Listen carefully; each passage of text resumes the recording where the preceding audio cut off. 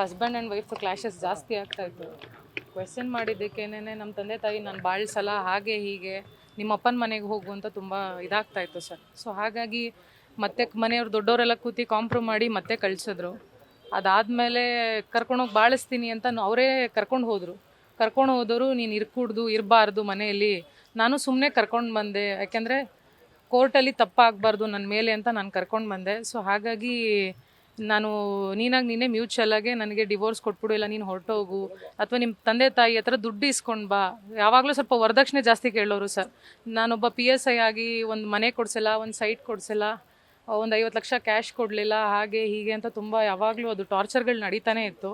ಅವರು ಸಸ್ಪೆಂಡು ಆದಾಗ ಅವರು ತುಂಬ ಹಿಂಸೆ ಮಾಡಿದ್ರು ಸರ್. ನಿಮ್ಮ ತಂದೆಯವ್ರ ಹತ್ರ ಇಸ್ಕೋ, ನಿಮ್ಮ ತಂದೆಯವ್ರ ಹತ್ರ ಆಸ್ತಿ ಬರ್ಸ್ಕೊಂಡು ಬಾ, ಜಮೀನು ಬರ್ಸ್ಕೊಂಡು ಬಾ ಅಂತ ಎಲ್ಲ. ಸೊ ಹಾಗಾಗಿ ಅದರೆಲ್ಲ ಟ್ರೈ ಮಾಡಿ ತುಂಬ ಇದು ಮಾಡಿದ್ರು ಸರ್, ಹರಾಸ್ ಮಾಡಿ ಎಲ್ಲ ಥರನೂ ತೊಂದರೆ ಮಾಡಿದ್ರು.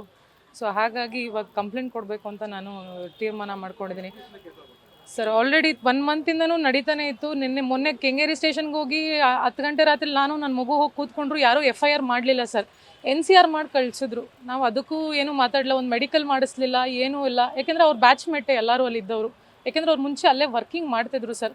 ಸೊ ಹಾಗಾಗಿ ಯಾರೂ ತೊಗೊಳ್ಳಿಲ್ಲ, ಯಾರೂ ರೆಸ್ಪಾಂಡು ಮಾಡಲಿಲ್ಲ ಅದಕ್ಕೆ. ಸೊ ಹಾಗಾಗಿ ನಾನು ಇವತ್ತು ಕಮಿಷನರ್ ಅವರಿಗೆ ಕೊಡೋಣ ಅಂತಲೇ ನಾನು ಡಿಸೈಡ್ ಆಗಿ ಇಲ್ಲಿಗೆ ಬಂದಿದ್ದೀನಿ ಸರ್. ಮೇಡಮ್, ನಿಮಗೆ ಭೈರಪ್ಪ ಅವ್ರಿಗೆ ಯಾವಾಗ ಪರಿಚಯ ಆಗಿದ್ದು? Arrange marriage love marriage? Sir ನಮ್ದು ಅರೇಂಜ್ ಮ್ಯಾರೇಜ್ ಸರ್, ಯಾವುದೇ ಥರ ಲವ್ ಎಲ್ಲ ಏನೂ ಇಲ್ಲ. So please sir. ಹೌದು ಸರ್, ಯಾರಾದರೂ ಹುಡುಗಿರ ಜೊತೆಲ್ಲ ತುಂಬ ಅಫೇರ್ಸ್ಗಳೆಲ್ಲ ಸಿಕ್ಕಾಕೊಂಡು ಅದೆಲ್ಲ ಆಗಿ ನಾವು ಸುಮ್ಮನಾದ್ವಿ ಸರ್. ಬಟ್ ಆದರೆ ಇವತ್ತು ಸರಿ ಹೋಗ್ತಾರೆ, ನಾಳೆ ಸರಿ ಹೋಗ್ತಾರೆ ಅಂತ 5 ವರ್ಷದಿಂದ ನಾನು ಕಾದೆ, ಏನೂ ಅದು ಸರಿ ಹೋಗಲಿಲ್ಲ ಸರ್. ಹಾಗಾಗಿ ಪ್ಲೀಸ್ ಸರ್. ಸರ್ ಅದೇ ನನ್ನ ಹೊಡೆದ್ಬಿಟ್ಟಿದ್ರು, ಚೆನ್ನಾಗಿ ಬಟ್ಟೆ ಎಲ್ಲ ಹರಿದು ರೋಡಿಗೆ ಕಳಿಸ್ಬಿಟ್ರು. ಭಾಳ ಸಲ ಹೋಗು ನೀನು ಆಚೆ ಫಸ್ಟು ಅಂತ ಎಲ್ಲ ಬಟ್ಟೆ ಎಲ್ಲ ಹರಿದು ಹೊಡೆದು ಅವ್ರ ಅಮ್ಮ ಮಗ ಇಬ್ಬರು ಸೇರಿ ಆಚೆ ಹಾಕಿದ್ರು. ಆವಾಗ ನಾನು ವಿಧಿ ಇಲ್ಲದೆ ಪೊಲೀಸ್ನವರಿಗೂ ಕಂಪ್ಲೇಂಟ್ ಮಾಡಿದೆ ಸರ್. 112ಗೂ ಕಾಲ್ ಮಾಡಿದೆ, ಯಾರೂ ರೆಸ್ಪಾಂಡ್ ಮಾಡಲಿಲ್ಲ. ಅದಾದಮೇಲೆ ನಮಗೆ ಬರೋಲ್ಲ, ಬ್ಯಾಡ್ರಳ್ಳಿಗೆ ಬರೋಲ್ಲ, ತಾವರೆಕೆರೆಗೆ ಬರುತ್ತೆ, ಒಬ್ಬೊಬ್ರು ಅವರು ಮಾಗಡಿ ರೋಡಿಗೆ ಬರುತ್ತೆ ಅಂತ ಅವರವರೇ ಇದು ಮಾಡಿಕೊಂಡ್ರು ಸರ್. ಅದಾದಮೇಲೆ ನಾನು ನಮ್ಮ ತಂದೆ ಕಾಲ್ ಮಾಡಲೇಬೇಕಾಯ್ತು ಪರಿಸ್ಥಿತಿ. ನಮ್ಮ ತಂದೆ ಬಂದಿದ್ದಕ್ಕೆ ಏನಪ್ಪ ಹಿಂಗೆಲ್ಲ ಹೊಡೆದಿದೆಯಲ್ಲ ಸರಿನಾ ಅಂತ, ಅವರು ಹೊಡೆದಿದ್ದ ಮೇಲೆ ಅವರು ಬಂದೇ ಬರುತ್ತೆ ಸರ್. ಅದನ್ನು ನಾವು ಕೇಳಿದ್ದಕ್ಕೆ ಮಚ್ಚೆತ್ಕೊಂಡು ಇವತ್ತು ಅಪ್ಪ ಮಗಳನ್ನ ಇಬ್ಬರನ್ನೂ ಕತ್ತರಿಸಾಕ್ತೀನಿ, ಹಾಗೆ ಹೀಗೆ ನಾನು ನೋಡ್ತಾನೆ ಇದ್ದೀನಿ. ಅವತ್ತಿಂದನೂ ಅಪ್ಪ ಮಗಳಿಬ್ಬರು ಒಪ್ಕೊತಾನೆ ಇಲ್ಲ, ನಾನು ಏನು ಹೇಳಿದ್ರು ನಿಮ್ಮಿಬ್ಬರು ನಾನು ಉಳಿಸೋದೇ ಇಲ್ಲ ಅಂತ ಮನೆ ಹತ್ರ ರೌಡಿಗಳನ್ನೆಲ್ಲ ಕರೆಸಿ ಒಂದು 20-30 ಜನನ ಆ ಥರ ಎಲ್ಲ ಮಾಡಿದ್ರು ಸರ್. ಹೇಳೋದು, ನಾನು ನಮ್ಮ ತಂದೆನ ಹೊಡಿಲಿಕ್ಕೆ 20-30 ಜನ ರೌಡಿಗಳ ಅವಶ್ಯಕತೆ ಇರಲಿಲ್ಲ ಸರ್. ಒಬ್ಬ ಗಂಡಸಿಗೆ 5 ಜನ ಹೆಣ್ಮಕ್ಳು ನಿಂತ್ಕೊಂಡ್ರೆ ಸರಿ ಸಾಟಿಯಲ್ಲ, ನೀನು ಅಷ್ಟು ನನಗೆ ಹೊಡೆದಿರ ಅಲ್ಲಿ ನಿಲ್ಸಿದ್ಮೇಲೆ. ನಮ್ಮ ತಂದೆಗ ವಯಸ್ಸಾದವ್ರಿಗೂ ನೀನು ಮಚ್ಚೆತ್ಕೊಂಡೆಲ್ಲ ನಿಂತ್ಕೊಳ್ಳೋ ಇದು ಅಧಿಕಾರದ ದುರುಪಯೋಗ ಸಿಕ್ಕಾಬಿಟ್ಟೆ. ಏನು ಮಾಡ್ಕೊಳಕ್ಕಾಗಲ್ಲ, ಏನು ಮಾಡ್ಕೊತೀರಾ, ನಾನು ಪೋಸ್ಟಲ್ಲಿದ್ದೀನಿ, ನೀವೇನು ಮಾಡ್ಕೊಳಕ್ಕಾಗಲ್ಲ. 10 ಜನನ ಕರೆಸಿ ಎತ್ತಿಸೋದು ನನಗೆ 5 ನಿಮಿಷದ ಕೆಲಸ. ತುಂಬ ಈ ಥರ ಎಲ್ಲ ಯಾವಾಗಲೂ ಟಾರ್ಚರ್ ಮಾಡ್ತಾನೆ ಇದ್ರು ಸರ್.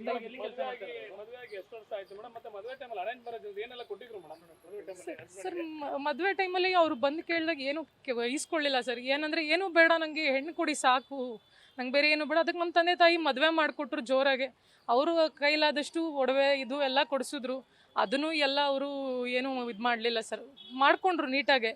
ಮಾಡ್ಕೊಂಡು ಆದಮೇಲೆ ಅವ್ರ ತಾಯಿ ಅವರು ಎಲ್ಲ ಸಿಕ್ಕಾಪಟ್ಟೆ ಏನೂ ತರಲಿಲ್ಲ, ಏನೂ ಕೊಡಲಿಲ್ಲ. ನಾವು ಕೇಳದೆ ಹೋದ್ರು ನೀವು ಕೊಡಬೇಕಿತ್ತು, ನೀವು ಯಾಕೆ ಕೊಡಲಿಲ್ಲ ಅಂತಲೇ ಕ್ವೆಶ್ಚನ್ ಮಾಡಿ ಅದು ವರದಕ್ಷಿಣೆಗೆ ಸಿಕ್ಕಾಪಟ್ಟೆ ನಡೆದೋಯ್ತು ಸರ್. ಎಷ್ಟು ಕೇಳ್ತೀರಾ ಮೇಡಮ್? 50 ಲಕ್ಷ ದುಡ್ಡು ಸೈಟ್ ಎಲ್ಲ ಕೇಳಿದ್ರು ಅಂತಾರೆ. ಹೌದು ಸರ್, ಅವ್ರದ್ದು ಸಸ್ಪೆನ್ಷನ್ ಆಗೋಗಿತ್ತು ಲಾಸ್ಟು ಲೋಕಾಯುಕ್ತದಲ್ಲಿ ರೈಡ್ ಆಗಿ.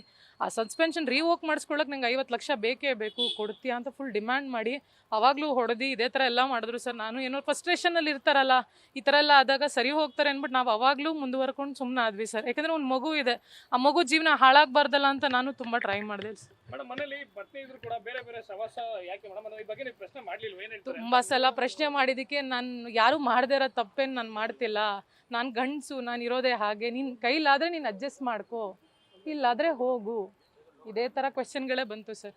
ಅವ್ರ ತಾಯಿನೂ ಕ್ವೆಶ್ಚನ್ ಮಾಡಿದ್ರು, ನಮ್ಮ ತಂದೆ ತಾಯಿ ಹೋಗಿ ಈ ಥರ ಎಲ್ಲ ಮಾಡ್ತಿದ್ದಾರಲ್ಲ ಸರಿನಾ, ಹಿಂಗೆಲ್ಲ ಮಾಡ್ತಾ ಇರೋದು. ಇದಕ್ಕೆ ನನ್ನ ಮಗ ಯಾರೂ ಮಾಡದೇ ಇರೋ ತಪ್ಪೇನು ಮಾಡಿಲ್ಲ, ಅವನು ಗಂಡಸು ಮಾಡ್ತಾರೆ, ಇದೇ ಉತ್ತರ ಸರ್ ಅವ್ರ ಹತ್ರನೂ ಸಿಕ್ಕಿದ್ದು. ದೊಡ್ಡವರೆಲ್ಲ ಕೂತಿ ಕೊನೆಗೆ ಅವ್ರ ಅಕ್ಕ ಭಾವನೂ ಕಾಂಪ್ರಮ್ ಮಾಡಿದ್ರು ಸರ್. ಇದೆಲ್ಲ ಸರಿ ಇಲ್ಲಪ್ಪ ಬಾಳ್ಸು ಅಂತಂದಿದ್ದಕ್ಕೆ ಸಿಕ್ಕಾಪಟ್ಟೆ ಹೊಡೆದು ಗಲಾಟೆ ಮಾಡಿ ಬಟ್ಟೆ ಎಲ್ಲ ಹರಿದು ನನಗೆ ಏಟ್ ಮಾಡಿ ಮೆಡಿಕಲ್ಲೂ ಮಾಡಿಸ್ಲಿಲ್ಲ ಸರ್ ಪೊಲೀಸ್ನವರು. ಅವ್ರ ಬ್ಯಾಚ್ಮೇಟ್ಸ್ ಇರೋದ್ರಿಂದ ಎಲ್ಲ ಅವ್ರ ಕಡೆಗೆ ಸಪೋರ್ಟ್ ಮಾಡಿ ಯಾರೂ ಏನೂ ಹೆಲ್ಪ್ ಮಾಡ್ತಾ ಇಲ್ಲ ಸರ್. ಮೇಡಮ್, ಅಂದ್ರೆ ಆತ ಪೊಲೀಸ್ ಅನ್ನೋದು ದರ್ಪ ಅಂತ ಸಿಕ್ಕಾಪಟ್ಟೆ ಸರ್, ಅದೇ ಜಾಸ್ತಿ. ದಯವಿಟ್ಟು ಸರ್, ಇನ್ನು ನಾನು ಆಲ್ರೆಡಿ ನೊಂದಿದ್ದೀನಿ ಸರ್ ತುಂಬ. ಸರ್ ಇವಾಗ ಕಮಿಷನರ್ ಆಫೀಸಲ್ಲಿ ವರ್ಕ್ ಮಾಡ್ತಿದ್ದಾರೆ, ಬಟ್ ಆದ್ರೂ ಅದಕ್ಕೆಲ್ಲ ಸರ್ ಅದೇ ನಮ್ಮ ಹತ್ರ ಏನೇನು ಮಾಡಿದ್ದಾರೆ, ನನಗೆ ಏನು ಅನ್ಯಾಯ ಆಗಿದೆ ನಾನು ಅದನ್ನು ಕೇಳಲಿಕ್ಕೆ ಬಂದಿದ್ದೀನಿ ಹೊರತು ಬೇರೆ ನನಗೆ ಇನ್ನೇನು ಬೇಡ ಸರ್. ನನ್ನ ಮಗುಗೆ ನನಗೆ ನ್ಯಾಯ ಬೇಕು ಅಷ್ಟೇ ಸರ್, ಬೇರೆ ಏನು ಬೇಡ ನಮಗೆ. ಅವ್ರು ಎಷ್ಟು ವರದಕ್ಷಿಣೆ ಆಗಲಿ ಎಲ್ಲದಕ್ಕೂ ಆಗಲಿ, ಅವ್ರು ಹೊಡೆದಿರೋ ದೌರ್ಜನ್ಯಕ್ಕಾಗಲಿ, ಈ ಥರ ಒಬ್ಬ ಅಫಿಷಿಯಲ್ ಆಗಿ ಮ್ಯಾನ್ ಹ್ಯಾಂಡ್ಲಿಂಗ್ ಮಾಡೋದು ತಪ್ಪು ಸರ್. ಹೆಣ್ಮಕ್ಳ ಮೇಲೆ ಹೊಡೆಯೋದಲ್ಲ ಸರ್. ಅದರಲ್ಲಿ ವಯಸ್ಸಾದವ್ರ ಹತ್ರ ಎಲ್ಲ ಮಚ್ಚು, ಈ ಥರ ರೌಡಿಗಳನ್ನ ಕರೆಸೋದು, ಈ ಥರ ಎಲ್ಲ ತಪ್ಪು ಸರ್. ಇದೆಲ್ಲ ಮಾಡಬಾರ್ದು. ನೀವು ತಪ್ಪಾಗಿದ್ರೆ ಕರ್ಸೋಗಲ್ಲ ಅಂತ ಅವ್ರಿಗೆ ಫೋನ್ ಮಾಡಿ ಅವರಿಗೆಲ್ಲ ವಿಚಾರಗಳು ತಲುಪಿಸಿದ್ದಾರೆ ಸರ್. ಆತ ಕೂಡ ಪೊಲೀಸ್ ಅಂದ್ಬಿಟ್ಟು ಅದಕ್ಕೆ ಸಪೋರ್ಟ್ ಆಗಿ ನಿಂತಿದ್ದಾರೆ. ಹೌದು ಸರ್, ಅವರಿಬ್ಬರು ಒಟ್ಟಿಗೆ ಸಸ್ಪೆಂಡ್ ಆಗಿದ್ದು ಸರ್ ಅವಾಗ ಲೋಕಾಯುಕ್ತ ಕೇಸಲ್ಲಿ. ಸೊ ಅವರಿಬ್ಬರು ಫ್ರೆಂಡ್ಸು, ಹಾಗಾಗಿ ಅವರು ಒಬ್ರನ್ನೊಬ್ರು ಬಿಟ್ಕೊಡ್ಲಿಲ್ಲ ಸರ್. ಕಡೆದಾಗ ಏನ್ ಹೇಳ್ತೀರಮ್ಮ, ಏನಾಗ್ಬೇಕು ಆಕ್ಷನ್ ಅಂತ? ಸರ್ ನನಗೇನಲ್ಲ, ಏನಿದೆ ಅವ್ರು ಏನೇನು ಅನ್ಯಾಯಗಳು ಮಾಡ್ತಿದ್ದಾರೆ, ಒಂದಲ್ಲ ಎರಡಲ್ಲ, ಈತ ಮಾಡಿರೋದು ಬಹಳಷ್ಟಿದೆ, ಹೇಳ್ಕೊಳ್ಲಿಕ್ಕೆ ಆಗದಿರೋದು. ಏನೋ ಒಂದೋ ಎರಡೋ ತಪ್ಪು ಅಂದರೆ ಸಹಿಸ್ಕೊಳ್ಬೋದು, ಬಟ್ ಆದರೆ ಇದು ಕೈ ಮೀರಿ ಹೆವಿ ಆಗೋಗಿದೆ ಸರ್. ಅಧಿಕಾರದ ದರ್ಪ ಯಾರಿಗೂ ಬೇಡ ಸರ್.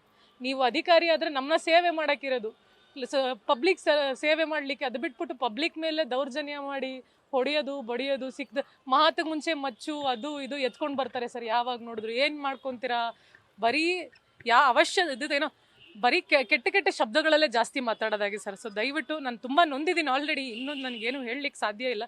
ನನಗೆ ನ್ಯಾಯ ದೊರಕಿಸ್ಕೊಡಿ ಅಷ್ಟೇ ನಾನು ಕೇಳೋದು. ನ್ಯೂಸ್ ಫಸ್ಟ್ ನಿರ್ಭೀತಿಯಿಂದ ನಿಮ್ಮ ಪರವಾಗಿ.